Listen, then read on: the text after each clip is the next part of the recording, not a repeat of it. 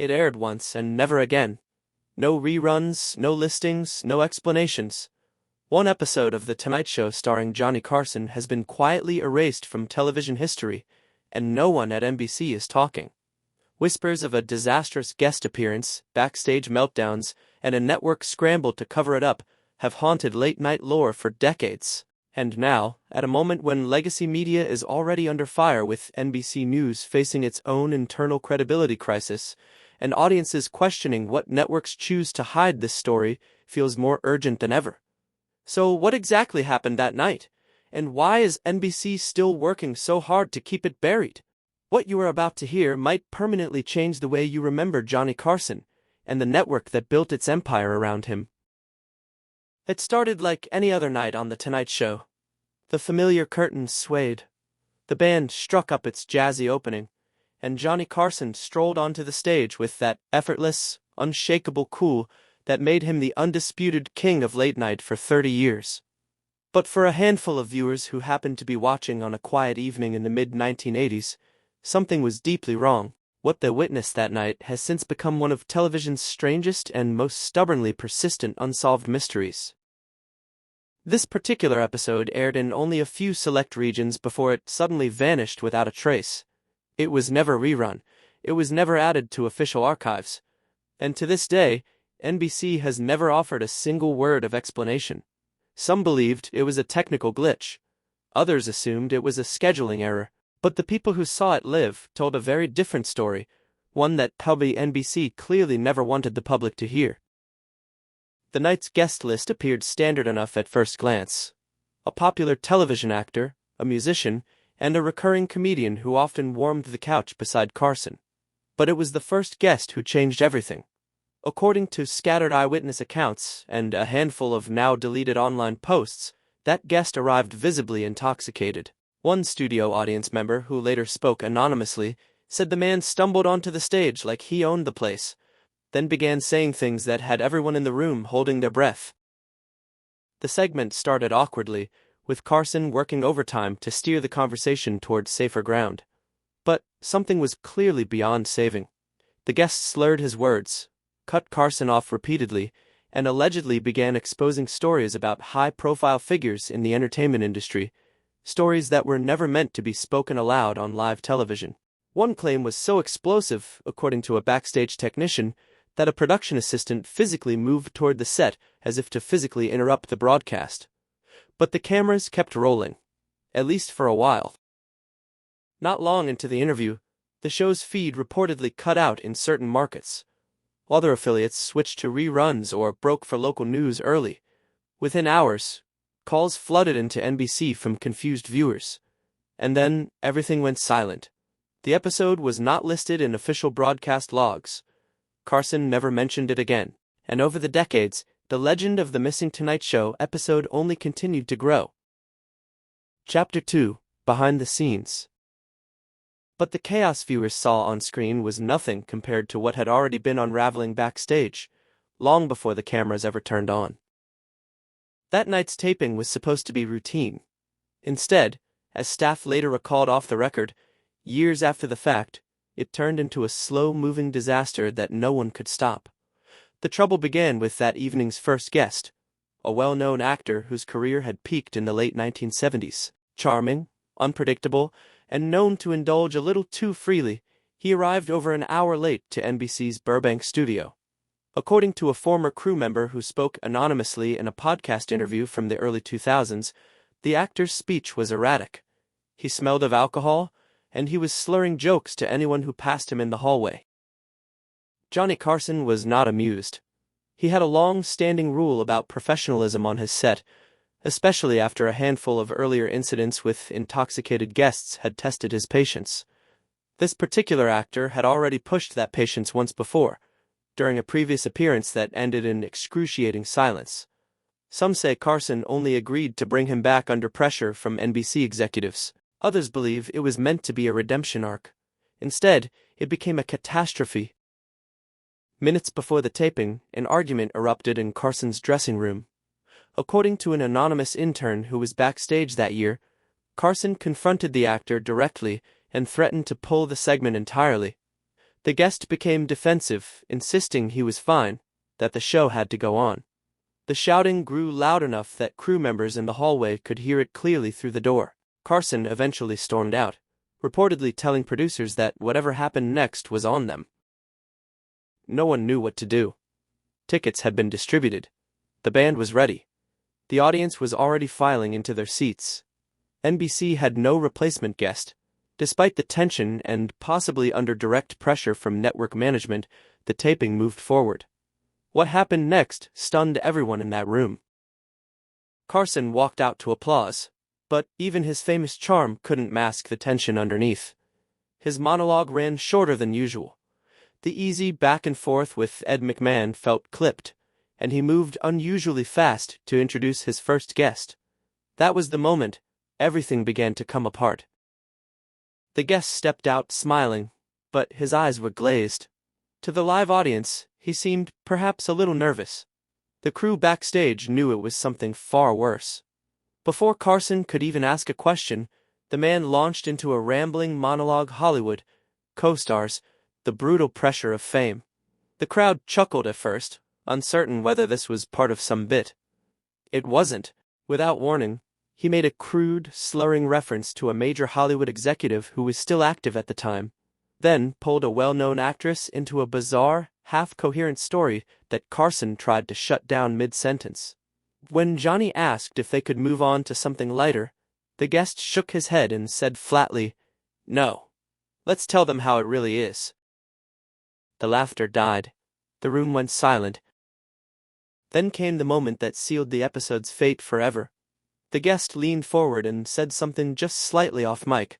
Whatever it was, Carson's entire body language shifted in an instant. He moved back in his seat, raised his eyebrows, and looked off camera as though searching for someone to step in. He said nothing in response. Just sat there, lips pressed tight, face completely unreadable. For the handful of people who witnessed it live, that image never left them. Moments later, the show cut abruptly to commercial mid-sentence. In some time zones it returned with a different guest already seated. In others, it simply ended. VHS recordings made that night contained strange jumps and missing minutes. NBC affiliates received immediate instructions to pull all rebroadcasts, and in the days that followed, no explanation was ever given. Chapter 3: The Archive. By the next morning, the episode had vanished from NBC's own internal radar. No reruns, no press recaps, no teasers. For a network that aired Carson like clockwork, the silence was... Behind closed doors, it was a different story entirely. According to former NBC staff who spoke under anonymity years later, a wave of internal memos and hush orders began circulating within hours of the broadcast. One former assistant in the Burbank office recalled receiving a phone call before she even reached her desk the next morning. The message was simple. Do not speak to anyone about last night's show. If anyone asks, it was a scheduling error. That same directive went out to affiliate stations across the country. Documents that later surfaced through a leak on a now defunct online forum indicated that NBC executives had classified the episode as an internal threat and ordered it scrubbed from the tape library immediately. One memo reportedly contained the explicit instruction: no duplicate, no rerun, no archive. For a show as meticulously catalogued as Carson's, that directive was extraordinary. Technicians were told to destroy the master copy, a procedure that existed for extreme situations but was almost never actually used. The editor present that night reportedly hesitated. He understood what the footage might one day be worth. Rumors have circulated for years that an unofficial second copy was quietly removed from the building before the deletion order could be fully carried out. NBC has never confirmed it, but fragments attributed to that episode have continued appearing in obscure collector auctions and private forums ever since. A long-time Tonight Show archivist was quietly reassigned just 2 weeks after the incident, a man who had spent over a decade maintaining the show's vast tape collection. Coworkers later said he had attempted to preserve an internal record of the episode. His removal was sudden and offered no public explanation. Carson's own team said nothing. Writers and producers were told not to raise the subject even in passing. Over time, those who tried to investigate further were pushed out or quietly retired. The phrase Carson blackout became an unspoken warning in NBC's hallways, a signal that certain doors were not meant to be opened. Most telling of all, The Tonight Show's internal records for that week contained a deliberate gap. One episode number simply skipped, never broadcast again. A blank space where an entire show should have been. Weeks later, during a quiet, low-profile episode, Carson did something out of character. His monologue that night circled around the idea of things that couldn't be said on television anymore. He paused, let the laughter settle, and said almost casually, "Some things are better left forgotten." He gave a tight, unreadable smile and glanced just slightly off to the side. Ed McMahon laughed, but the moment lingered in the air, far longer than it should have. For anyone who remembered that strange evening weeks earlier, it felt like a message. Chapter 4: The Guest Who Never Recovered. In the aftermath, all quiet attention turned to the man who had ignited the chaos that night. NBC never named him, but anonymous tips, whisper networks, and old scheduling documents painted a narrowing picture. And for those watching closely, the fallout was impossible to ignore. This actor had once been a genuine household name, a fixture of 1970s and early 1980s Hollywood. But shortly after that broadcast, his career began collapsing in ways that felt engineered rather than accidental. Film offers disappeared. A network sitcom he had reportedly been developing was quietly canceled. Public appearances became rare. When he did surface, he seemed guarded and haunted. A tabloid piece at the time gestured vaguely at a late-night meltdown that had triggered a blacklisting, naming, no one but making the shape of the story unmistakable to those paying attention. His agent, a well-connected figure in the business, dropped him without explanation. A major studio pulled out of a separate project after reportedly receiving a quiet word from network executives. Even more strangely, his previous Tonight Show appearances were pulled from syndication. His name disappeared from official guest lists for that entire season. Someone had gone back and erased, not just the incident, but the man himself. In a rare interview more than a decade later, when a journalist asked about his time on The Carson Show, he shut it down instantly. "I don't talk about that," he said. "That was a mistake. A big one. And people made sure I paid for it." The tone wasn't just regret. It was something closer to fear. Years after vanishing from public life, excerpts from an abandoned draft biography leaked online. One chapter, never published, was reportedly titled "The Night That Ruined Me." The details were deliberately vague, but it described betrayal, substance use, and a powerful television institution that had decided to make an example of him. Some read it as a confession. Others took it as a warning. Chapter 5: The Leaks. For years, the lost episode existed only as myth. Then, slowly, pieces began to surface.